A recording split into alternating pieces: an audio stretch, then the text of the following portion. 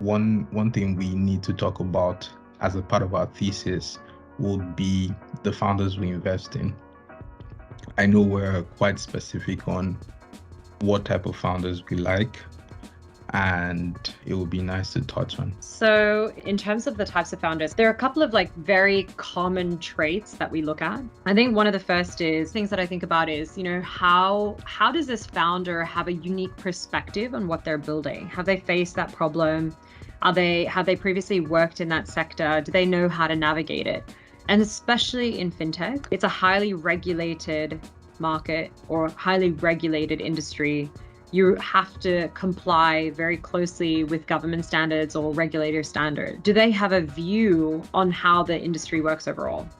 Or have they personally faced that challenge? Are they passionate about that problem, right? I think the second thing is really around humility. We really, really, really look at the ability for the founder to continuously feel like they are learning, right? So even though they may have some expertise, there's no arrogance around what they're doing.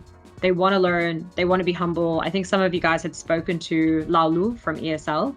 You can kind of see he's been building this. He's arguably one of the best experts in the agency banking and digital banking space in Nigeria. And yet when you speak to him, he almost comes across as if he is so innocent and he's still learning.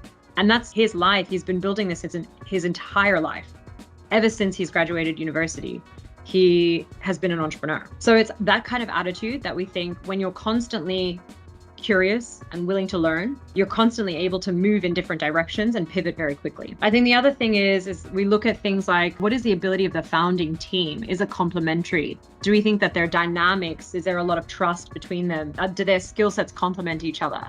A lot of this sounds very obvious, I think, but I think when we really dig into it, you can notice the difference between good teams and absolute stellar teams that are going to smash it the entire way. So I think when we look at these types of things, we really look at personality traits, right? We really look at the ability to not just lead an organization, but also to be very dynamic and agile, have the ability to learn quickly, have the ability to face challenges versus giving up.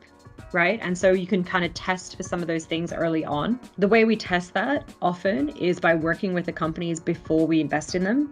So companies like WirePay, we started working with WirePay 6 months before we gave them a single dollar. And that 6 months was us almost going through a level of due diligence, understanding how do they operate? How do the two founders work together? Do they listen? Are they interested in learning? Are they interested in other people's opinions? Can they move quickly, right? Even when there's changes that need to be made, can they quickly move and test that? How fast are they?